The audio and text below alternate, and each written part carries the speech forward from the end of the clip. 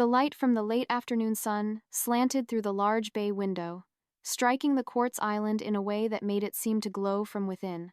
Chloe ran a hand over its cool, smooth surface, a familiar thrill of ownership rising in her chest. This kitchen was her masterpiece. The seamless cabinetry, the brushed gold fixtures, the professional-grade gas range, it was a space torn from the pages of a design magazine. It was perfect. Her husband, Ethan, had thought it was too expensive. "Chloe, are we sure about this?" he had asked, his brow furrowed with the gentle concern she often found so irritating. The old kitchen was fine.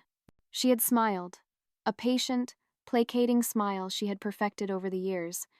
"Honey, it's an investment. It increases our property value." Men just don't understand these things, she had thought, and the matter was settled. Now, on the day of their dinner party, the kitchen was filled with the rich scent of garlic and rosemary. Ethan, ever the diligent host, was meticulously arranging prosciutto and figs on a wooden board. He had been cooking all day. Chloe had handled the atmosphere: fresh eucalyptus in tall vases, a curated playlist of soulful indie music, and candles that smelled of sandalwood and vanilla. Atmosphere was her domain. Their life, much like the kitchen, was a carefully constructed work of art. They'd been married for 4 years, living in this gorgeous 3-bedroom house for 2. They had a solid, tight-knit group of friends, 6 couples who had navigated the messy transition from college to adulthood together. And now, Ethan had just received the promotion. The big one. "It's going to change everything for us," he had said, his eyes bright with a pride she hadn't seen in a long time. The promotion came with a serious pay bump, but it had a downside. He would be traveling, 2 weeks out of every month. When he first told her, she had wrapped her arms around his neck, playing the role of the supportive wife. "That's amazing, babe. I'm so proud of you." But later that night, as she lay in bed, her mind had raced with the implications. Nights spent alone in their big, quiet house, while he was in some luxurious hotel. Of course, the money was a welcome consolation. She was already mentally renovating their master bathroom, and had her eye on a pair of designer boots she'd seen online. But the travel thing? Not thrilled. Her best friend, Olivia, was the only one who understood. They worked at the same marketing firm, in different departments, and their bond was forged in the sacred crucible of shared secrets. Chloe told Olivia everything, and she meant everything. The intimate details of her marriage, Ethan's insecurities, the weird little noises he made when he thought no one was listening, the things he liked her to do in bed. All of it. He would be crushed if he knew. Chloe had once texted Olivia, after a particularly detailed recounting of a private moment. Olivia's reply had been swift. "That's what best friends are for. Juicy details only." Chloe had laughed. It was harmless girl talk. In their bedroom, Ethan liked it when she took charge, when she teased him. He was into it, she swore. Joking about it with Olivia felt like an extension of that dynamic. It was their thing. Looking at him now, carefully placing a sprig of thyme on the cheese board, she noticed how he always seemed to be trying just a little too hard around their friends. He was so eager to please, cooking these elaborate meals that she would later take credit for. "Oh, it was nothing," she would say with a dismissive wave of her hand. "Just something I threw together." In private, she might point out that he'd oversalted the sauce, but in front of their friends, she played the part of the woman who had blessed him with her presence. He always played along, a small, tight smile on his face. So clearly, he was fine with it. Tonight, she was particularly excited to make Jessica and Mark jealous. At their last dinner party, Jessica wouldn't shut up about their new in-ground pool. Tonight, Chloe had her new kitchen. It was her turn to be envied. As the doorbell rang, she smoothed down her silk dress and cast one last admiring glance around the room. Everything was perfect. The evening flowed like the expensive wine Ethan was pouring. Laughter echoed off the newly painted walls, mingling with the soft jazz of Chloe's playlist. Ethan was in his element, his usual charming self, ensuring everyone's glass was full and their plate was never empty. Chloe watched him from across the living room, a flicker of genuine appreciation in her chest. He was actually pretty good at this. Not that she'd tell him that. His ego was big enough about some things. About others, though, definitely not. A sly smile touched her lips as she thought about it. Later, after everyone left, she planned to remind him of their arrangement while he was away. 2 weeks was a long time, after all. A girl has needs. Ethan always got this cute, pouty look when she teased him about not being quite enough to keep her satisfied while he was gone. It was their game, their little inside joke. The conversation naturally turned to Ethan's promotion. Everyone offered their congratulations, their voices a warm chorus of support. "We're so blessed," Chloe said, placing a hand on Ethan's arm and smiling beatifically. Inside, she was mentally calculating how much of his first bonus check she could allocate to that new handbag she'd bookmarked. When he mentioned the travel component, the mood shifted to one of gentle concern. "How will you two handle being apart so much?" asked Pamela, swirling her wine with the air of a seasoned relationship expert. "Absence makes the heart grow fonder," Mark chimed in with a grin, and everyone laughed. Chloe saw it then, the tight little smile on Ethan's face. The one he got when he was uncomfortable but trying not to show it. "Excuse me," he said, rising smoothly. "I'm just going to grab another bottle of wine from the garage." As soon as the door to the garage clicked shut, the real conversation began. It was an unspoken rule of their dinner parties. The good stuff always happened when someone stepped away. "Seriously, though, how are you going to manage?" Pamela pressed. Heidi, who could never quite read a room, leaned in conspiratorially. "You should order some toys that are the same size as him so you can still have fun while he's gone." A few people giggled. The air was thick with wine and camaraderie. Chloe saw her opening. It was the perfect setup, a softball lobbed right over the plate. She could get a big laugh here, cement her status as the witty, fearless one of the group. She rolled her eyes dramatically, a gesture of performative exasperation she had long since perfected. She let the silence hang for a beat, drawing all eyes to her. Then, with a smirk, she delivered the punchline. "I don't think they make them that tiny." The words hung in the air, heavy and sharp. She waited for the explosion of laughter, the validation of her wit. But it never came. Instead, a profound, suffocating silence fell over the room. It was so complete that the hum of the refrigerator suddenly sounded like a roar. Mark choked on his drink, his face turning a blotchy red. Jessica froze, her wine glass halfway to her lips. Pamela suddenly became fascinated by a loose thread on the arm of the sofa. That's when Chloe saw him. Ethan was standing in the doorway, a new bottle of expensive red wine in his hand. The look on his face was one she had never seen before. It wasn't anger, it was worse. It was a complete and utter shutdown, as if a light inside him had been extinguished. It was the look of something breaking. He walked to the side table with a slow, deliberate calmness that was more terrifying than any outburst. He set the wine bottle down very carefully, as if he were afraid he might shatter it.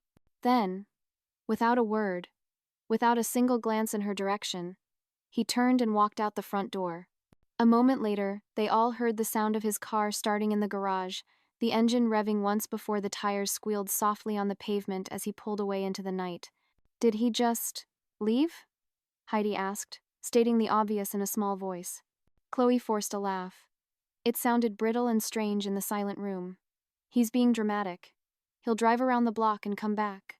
But even as she said it, a cold, unfamiliar dread began to coil in her stomach. Everyone was staring at her, their faces a mixture of shock, pity, and disapproval. They looked at her like she had just kicked a puppy. "What?" she snapped, the defensiveness rising hot and fast. "It was a joke. We joke about that stuff all the time." "Not in front of all your friends, you don't," Mark muttered under his breath. Jessica jabbed him with an elbow, but the damage was done. The perfect evening was irrevocably fractured. The party disintegrated with an awkward, hurried politeness. Suddenly, everyone had an early morning or a babysitter they needed to rush home to. Within 30 minutes, Chloe was standing alone in her perfect kitchen, surrounded by the messy aftermath of a celebration that had curdled into a disaster. The silence in the house was immense, a stark contrast to the laughter that had filled it just an hour before. Her first instinct was anger. She pulled out her phone, her thumbs flying across the screen. "Way to embarrass me in front of everyone. When are you coming home?" She sent it, staring at the screen, waiting for the 3 little dots that would signal his reply. Nothing. She called him. Straight to voicemail. By midnight, her worry had been completely consumed by a white-hot fury. Who did he think he was? Storming out like some petulant child. It was a joke. One joke. If he couldn't handle a little teasing, that was his problem, not hers. He was being oversensitive, just as he always was. She dialed Olivia, needing her ally, her confidant, the one person who would surely see things her way. Hello? Olivia's voice was hesitant. Can you believe him? Chloe launched in, not bothering with pleasantries. He just walked out. In the middle of our party? Over one stupid comment. There was a pause on the other end of the line. It was just a fraction of a second too long. Chloe. What? You went too far this time, Lex, Olivia said, her voice quiet but firm. Chloe flinched, the use of her old college nickname feeling like a reprimand. Excuse me? Chloe couldn't believe what she was hearing. It was a joke, the kind of joke you and I make all the time. That's between us, Chloe. I would never say something like that about Tim in front of everyone we know. You humiliated him. In front of all your friends, about something really personal. Oh, please, like you've never talked about Tim's. Privately, Olivia cut her off. That's the difference. What you did was cruel. Chloe felt a surge of betrayal so strong it made her dizzy. Some friend you are, she spat and hung up the phone. The next 3 days were a blur of silence and escalating panic. Ethan didn't come home. He didn't answer her, increasingly angry, then pleading, then furious texts and voicemails. She called in sick to work, unable to face the fluorescent lights and forced pleasantries. She looked like hell, with dark circles under her eyes from lack of sleep. Her mind kept replaying the moment at the party, turning it over and over like a smooth, poisoned stone. She still couldn't understand why everyone was making such a big deal out of it. It was a dynamic. Their dynamic. Wasn't it? She spent the time wandering through the house that now felt cavernous and empty. His coffee mug was still by the sink. His shoes were by the door. His presence was everywhere and nowhere at once. The house was a testament to a life that had been abruptly paused, and she had no idea how to press play again. Her anger was a shield against the creeping fear. Fear of what this meant. Fear of where he was. Was he with a friend? Was he telling them his side of the story, painting her as some kind of monster? The thought made her stomach clench. She was losing control of the narrative, and that was the most terrifying thing of all. On the third day, her phone finally buzzed with a message from him. Her heart leaped, a confusing mix of relief and indignation. She snatched the phone from the counter. The message was short, cold, and utterly devastating. I'm coming by to get some clothes while you're at work tomorrow. That was it. No apology. No explanation. No, let's talk this out. Just a logistical statement, a notification that he planned to sneak into their shared home like a thief. Her world, which had been teetering on the edge for 72 hours, finally tilted off its axis. Chloe did not go to work the next day. If Ethan wanted to come get his things, he would have to face her.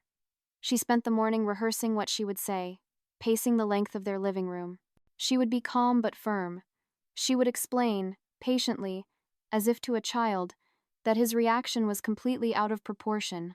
Then, magnanimously, she would forgive him, provided he apologized for embarrassing her by storming out. She heard his key in the lock around 11. The sound was so normal, yet it sent a jolt of adrenaline through her. He stepped inside, looking tired and distant. The familiar lines of his face seemed to be carved deeper, and there was a chilling stillness about him she had never seen before. It was like looking at a stranger wearing her husband's face. We need to talk, she said immediately, her voice sharper than she'd intended. She stood in the hallway, blocking the path to their bedroom. There's nothing to talk about, Chloe, he said. His voice was quiet, flat, devoid of emotion. Nothing to talk about? You disappeared for 3 days? You abandoned me in the middle of our dinner party over a joke. He just looked at her, his gaze steady. For the first time, she felt a genuine chill of fear. It wasn't a joke, Chloe. It was public humiliation.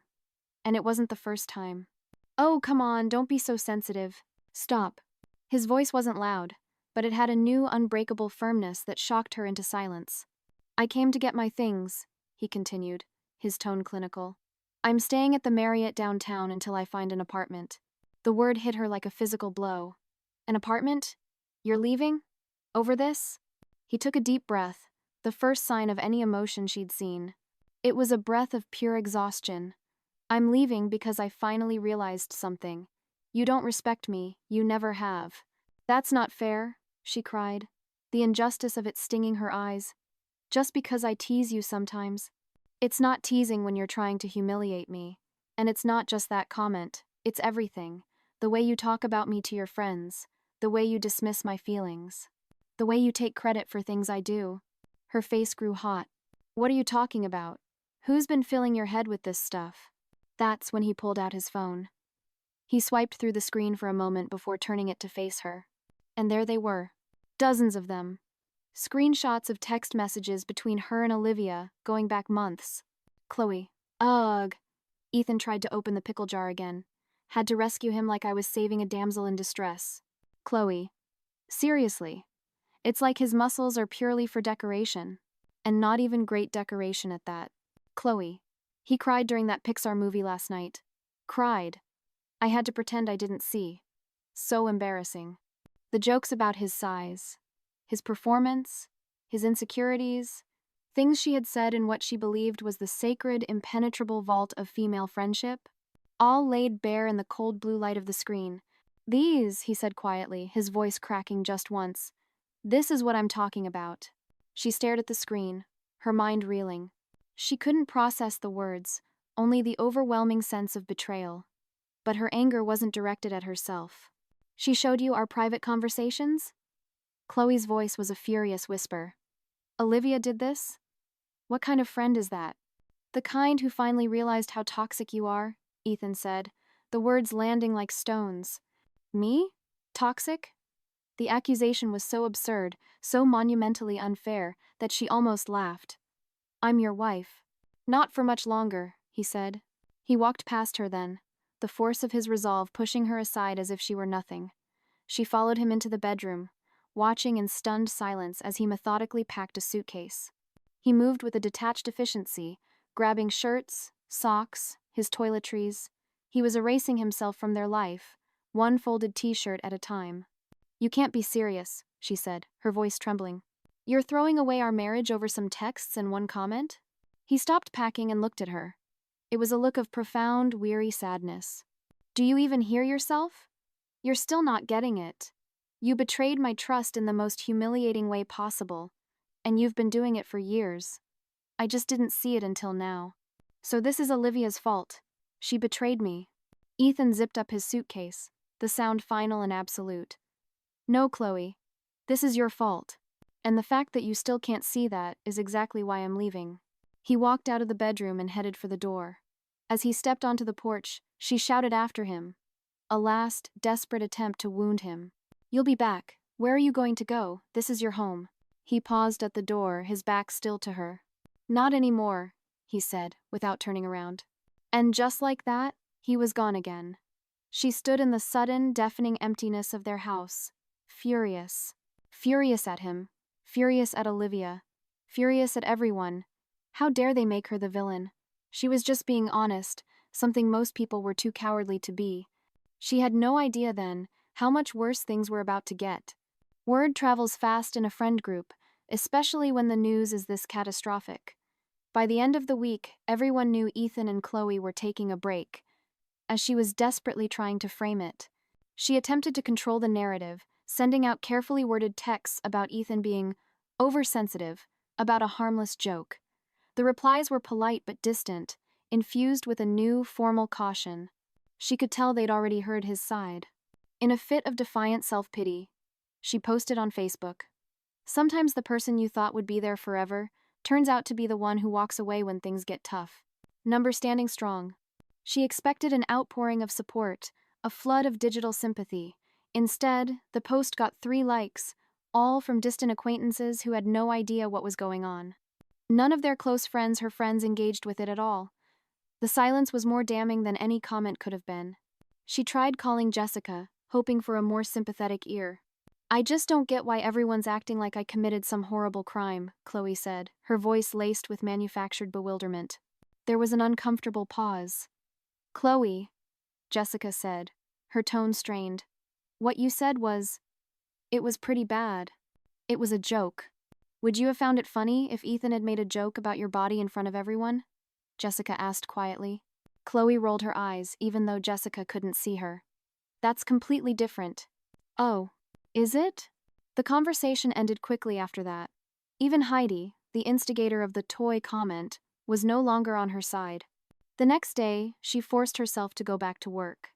She needed normalcy, a return to the structured world of marketing campaigns and deadlines where she was competent and respected. But as soon as she walked into the office, she could feel the shift.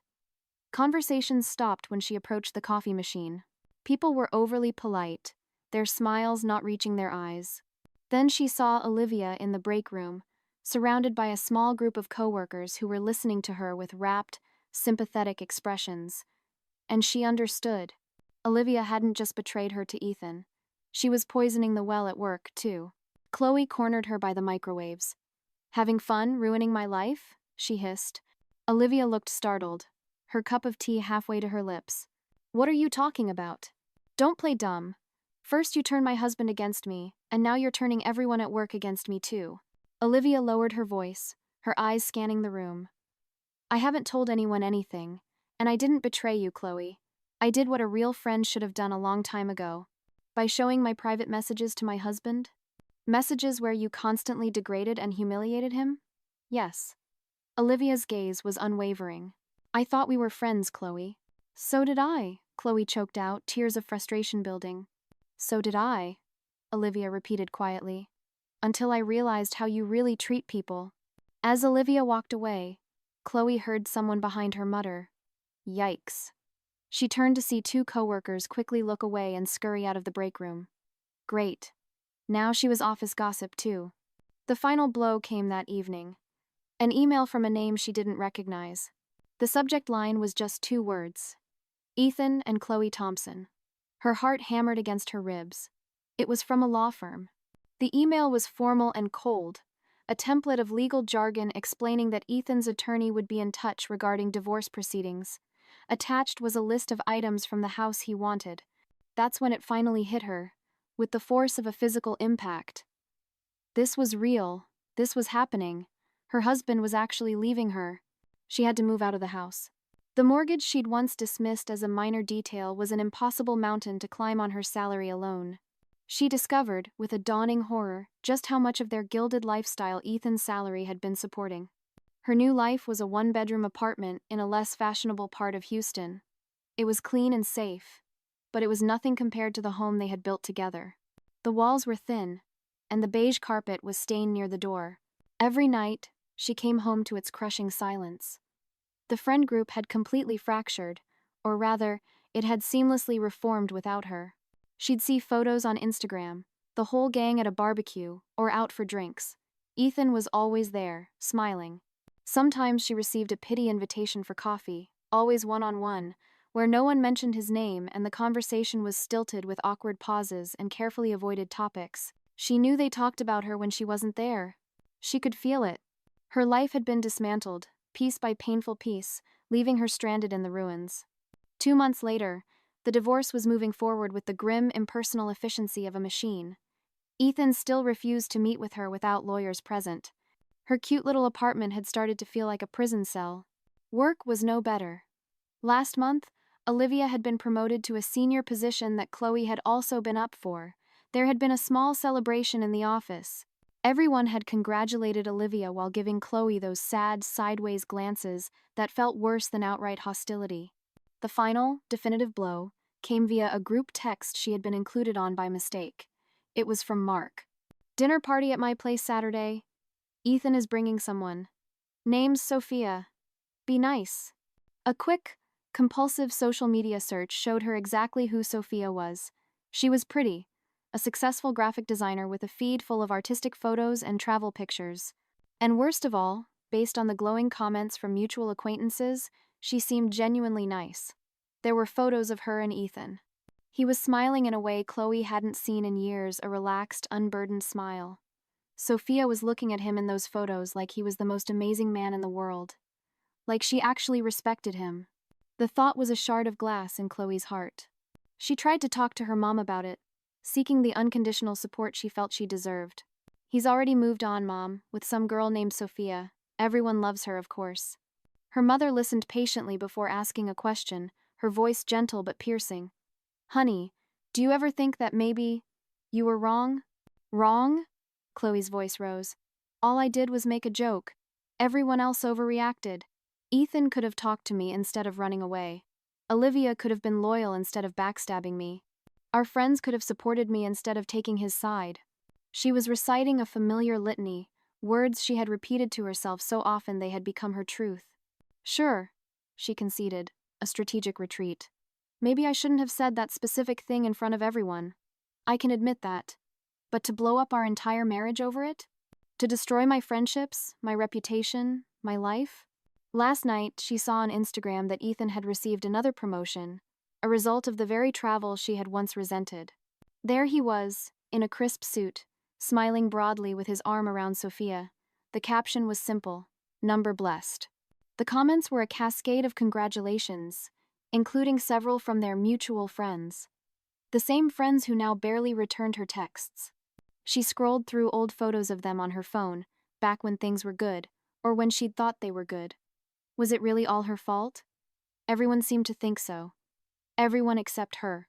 Sometimes, late at night, in the suffocating quiet of her apartment, she wondered. The question would surface, unwelcome and terrifying. Maybe they're right. Maybe I did take Ethan for granted. Maybe I did say things I shouldn't have. Maybe I didn't realize what I had until it was gone. But then she would think about how easily he had walked away, how quickly everyone had turned against her, and the anger would surge back, a comforting, familiar fire. It burned away the doubt and left only the satisfying heat of indignation. So here she was, alone in her beige apartment, the blue light of her phone illuminating her face in the dark. Scrolling through social media, a ghost haunting the edges of a life that was continuing, thriving, without her. Ethan was happy. Their friends were happy. Even Olivia was happy. Everyone was happy except her. And for what? One little joke that went too far. It's not fair, she thought, the words a bitter refrain in her mind. It's just not fair. But deep down, in a silent, locked room in her heart, a place she didn't like to acknowledge, there was a whisper. It was faint, but it was persistent, and she couldn't quite silence it. Maybe it is fair. Maybe this is exactly what I deserve. Not that she'd ever admit that to anyone. Not even to the broken woman staring back at her from the dark screen of her phone.